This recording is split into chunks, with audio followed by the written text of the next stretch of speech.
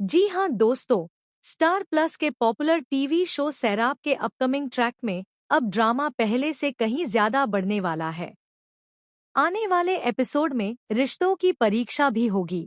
कई पुराने राज भी सामने आने लगेंगे और कुछ ऐसे फैसले लिए जाएंगे जिनका असर पूरे परिवार पर पड़ने वाला है।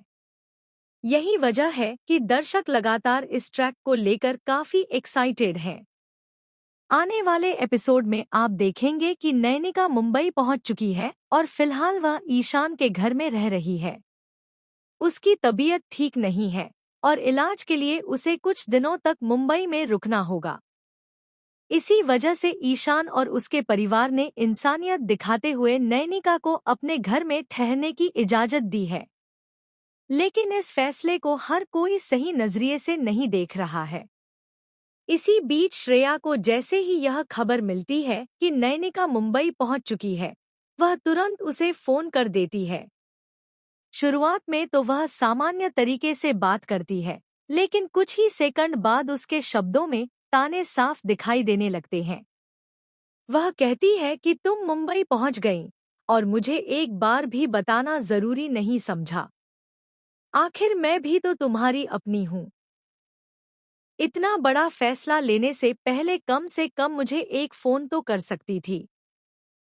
नैनिका शांत रहते हुए उसकी बातें सुनती रहती है। वह किसी तरह का विवाद नहीं चाहती, इसलिए बहुत ही सधे हुए अंदाज में जवाब देती है। लेकिन श्रेया का असली मकसद कुछ और ही होता है। वह सीधे पूछती है कि तुम किस होटल में रुकी हो, कौन सा होटल है और कितने दिनों के लिए रुकी हो। नैनिका बिना कुछ छिपाए साफ साफ कह देती है कि वह किसी होटल में नहीं, बल्कि ईशान के घर में रुकी हुई है। साथ ही वह यह भी बता देती है कि ईशान के पापा भी घर पर मौजूद हैं और पूरे परिवार ने उसका बहुत अच्छे से स्वागत किया है। बस इतना सुनना था कि श्रेया का रवैया पूरी तरह बदल जाता है।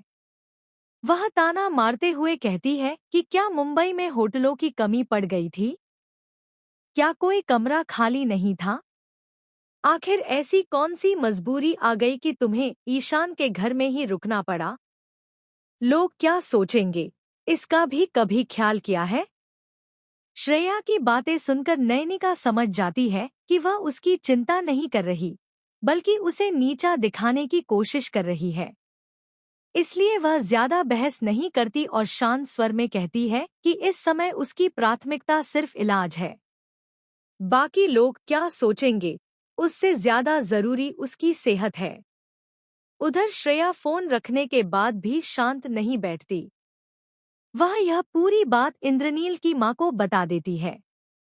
जैसे ही उन्हें पता चलता है कि नैनिका ईशान के घर में रह रही है, वह भी नाराज हो जाती है। उन्हें लगता है कि इससे परिवार की बदनामी हो सकती है। वह भी नैनिका को लेकर कई तरह की बातें करने लगती हैं और ताने मारती हैं कि एक शादीशुदा महिला को किसी दूसरे के घर में नहीं रुकना चाहिए था। हालांकि परिवार के सभी लोग इस सोच से सहमत नहीं होते। घर में मौजूद नैनिका की देवरानी उसका खुलकर साथ देती है। वह कहती है कि हर बात को गलत नजरिए से नहीं देखना चाहिए। अगर किसी की तबीयत खराब है और इलाज के लिए उसे किसी भरोसेमंद इंसान के घर में रुकना पड़ रहा है, तो इसमें कोई बुराई नहीं है। इंसानियत सबसे पहले आती है। देवरानी की यह बात सुनकर कुछ देर के लिए माहौल शांत हो जाता है। वह नैनिका से कहती है कि हमें अच्छा लग रहा है कि आप किसी जान पहचान वाले और सुरक्षित जगह पर रुकी हैं। जब आप कल अस्पताल इलाज के लिए जाएं, तो हमें जरूर बता दीजिए।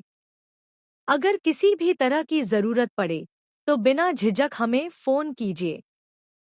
दूसरी तरफ ईशान भी यह महसूस कर रहा है कि नैनिका को लेकर बेवजह बातें बनाई जा रही हैं। वह चाहता है कि नैनिका मानसिक रूप से परेशान न हो, क्योंकि उसका इलाज अभी शुरू ही हुआ है।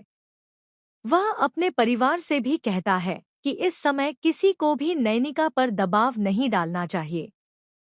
ईशान के पापा भी बेटे की बात का समर्थन करते हैं। उनका कहना होता है कि इंसान की पहचान उसके व्यवहार से होती है। अगर किसी जरूरतमंद की मदद की जाए तो उसमें शर्म की कोई बात नहीं है। समाज क्या कहेगा, यह सोचकर किसी को मुश्किल समय में अकेला छोड़ देना सही नहीं है। इधर श्रेया लगातार नई नई योजनाएं बना रही है। उसे लगता है कि अगर यह बात टिन्नी तक पहुंचा दी जाए कि उसकी मां ईशान के घर में रह रही है, तो परिवार में बड़ा विवाद खड़ा हो सकता है। यही वजह है कि वह सही मौके का इंतजार करने लगती है।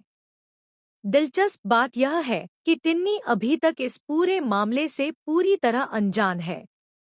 उसे सिर्फ इतना पता है कि उसकी मां इलाज के लिए मुंबई गई है, लेकिन वह कहाँ रुकी है, किसके घर में है और वहाँ क्या क्या हो रहा है, इसकी उसे बिल्कुल भी जानकारी नहीं है। अब सवाल यह उठता है कि जब टिन्नी को सच्चाई पता चलेगी, तब उसका रिएक्शन क्या होगा? क्या वह अपनी मां का साथ देगी या फिर श्रेया की बातों में आकर गलतफहमी का शिकार हो जाएगी? वहीं दूसरी ओर नयनिका भी समझ चुकी है कि उसके खिलाफ माहौल बनाने की कोशिश की जा रही है। इसलिए वह फैसला करती है कि अब वह किसी भी उकसावे में नहीं आएगी। उसका पूरा ध्यान सिर्फ अपने इलाज और अपनी जिंदगी को फिर से सामान्य बनाने पर रहेगा। लेकिन कहानी यहीं खत्म नहीं होती। आने वाले एपिसोड में कई और बड़े ट्विस्ट देखने को मिल सकते हैं। संभावना है कि श्रेया की साजिश का पर्दाफाश भी हो और परिवार को यह एहसास हो जाए कि नयनिका ने कोई गलत कदम नहीं उठाया था। वहीं ईशान भी नयनिका के सम्मान की रक्षा के लिए खुलकर सामने आ सकता है, जिससे कहानी एक नया मोड़ ले सकती है। अब देखना बेहद दिलचस्प होगा कि क्या श्रेया अपने इरादों में सफल हो पाएगी या फिर उसकी ही चाल उस पर भारी पड़ जाएगी। क्या इंद्रनील की मां अपनी सोच बदलेंगी? क्या टिन्नी सच जानने के बाद अपनी मां का साथ देगी? और क्या नयनिका का इलाज सफल रहेगा, जिससे वह नई शुरुआत कर सके? इन सभी सवालों के जवाब आने वाले एपिसोड में मिलने वाले हैं, जहां भावनाओं, रिश्तों, विश्वास और साजिशों का जबरदस्त संगम देखने को मिलेगा। आपको क्या लगता है कि आगे कहानी किस दिशा में जाएगी? क्या श्रेया की योजना सफल होगी या नयनिका सभी मुश्किलों का डटकर सामना करेगी? अपनी राय हमें कमेंट करके जरूर बताइए। साथ ही टीवी सीरियल